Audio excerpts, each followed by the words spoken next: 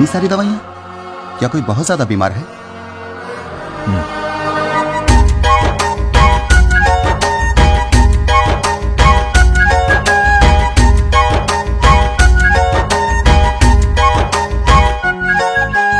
आपको बताते हैं पलक मुच्छल के बारे में। जानी मानी सिंगर हैं, इंदौर की बेटी हैं, जिसने मध्य प्रदेश ही नहीं पूरे देश का नाम रोशन किया है। अपनी सिंगिंग का लोहा मनवाने वाली पलक ने सेवा की मिसाल कायम की है।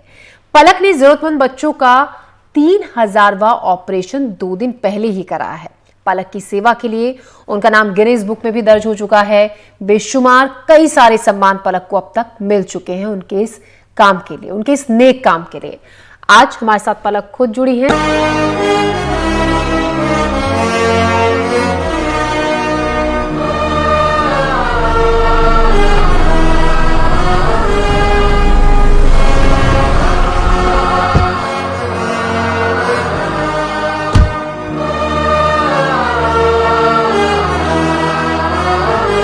स्वागत है हमारे इस मंच पर। और वाकई में काबिले तारीफ, इतनी कम उम्र में कैसे ये कमाल, कहां से ये प्रेरणा मिली? 3000 बच्चों की सर्जरीज हो गई है। जब 7 साल की थी तब मैंने और मेरे भाई पलाश ने मिशन शुरू किया।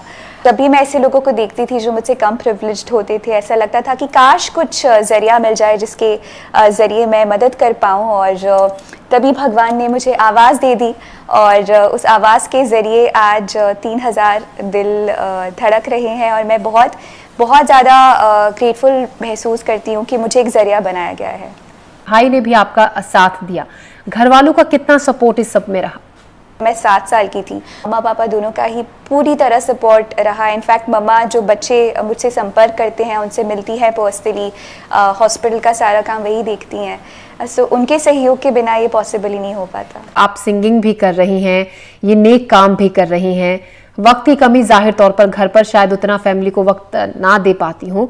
कभी घर की तरफ से कोई ऐसा प्रेशर नहीं आया कि पलक बस अब थोड़ा ब्रेक लो या अब रहने दो, बहुत हो गया? कभी हुआ ऐसे?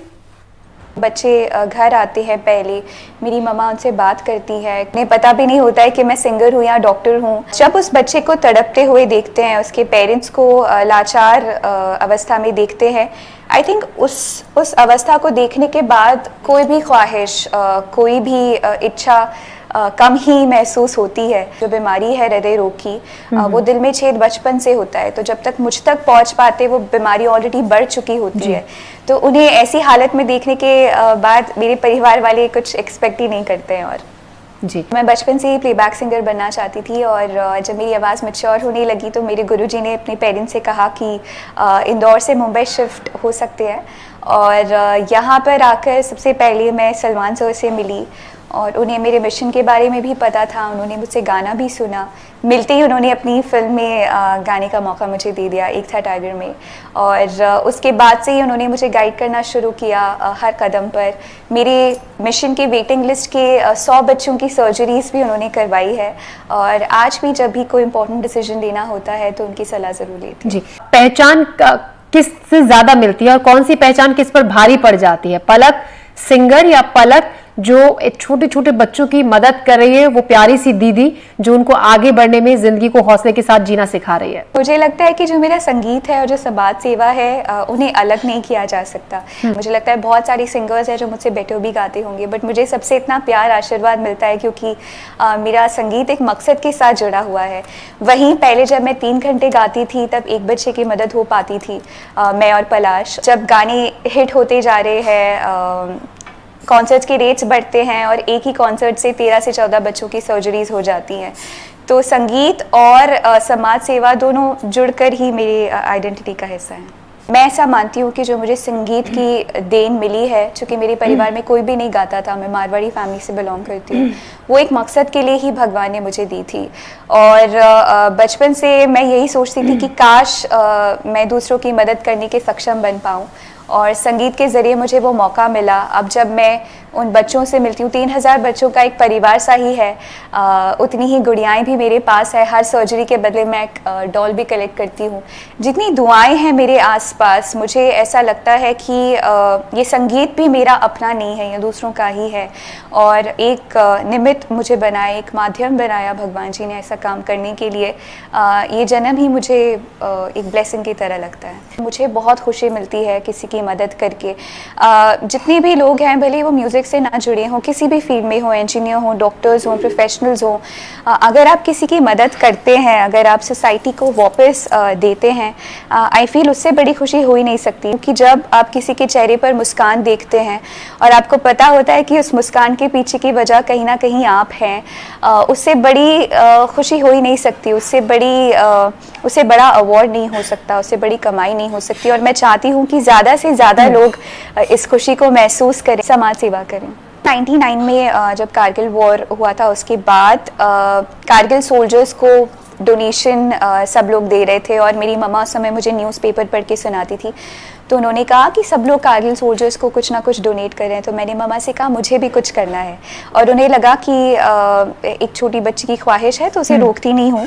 एंड वहाँ पर हम जहाँ पर रहते थे, आसपास की सारी दुकानों पर जाकर मैंने दुकान वाले अंकल से कहा कि मैं आपको ए मेरे वतन के लोगों सुनाऊंगी, उसके बदले कुछ ना कुछ आप डोनेशन दीजिए कारगिल सोल्जर्स के लिए।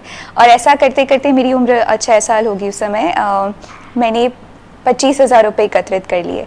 और एक छोटी सी बच्ची के लिए वो बहुत बड़ी बात थी। उससे हौसला मिला कि शायद संगीत के ज़रिए मैं किसी की मदद कर पाऊँ। पहले ही उस छोटे से कॉन्सर्ट में 55,000 रुपये एकत्रित हो गए, जो उस बच्चे की सर्जरी की एग्जैक्ट कॉस्ट थी।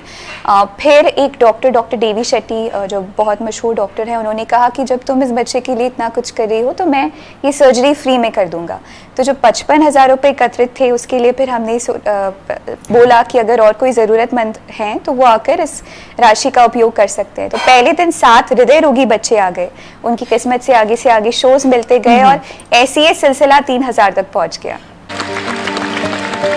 पलक उन महान इंसानों में शामिल है जो कहते हैं अपने लिए जिए तो क्या जिए, अपने लिए जिए तो क्या जिए। ये आगे फले फूले, इससे अच्छा रूप माँ का हो नहीं सकता। भक्तों को दर्शन दे गई रे एक छोटी सी कन्या, भक्तों को दर्शन दे गई रे एक छोटी सी कन्या, छोटी सी कन्या, एक छोटी सी कन्या, छोटी सी कन्या, एक छोटी सी कन्या, भक्तों को दर्शन दे गई रे एक छोटी सी कन्या।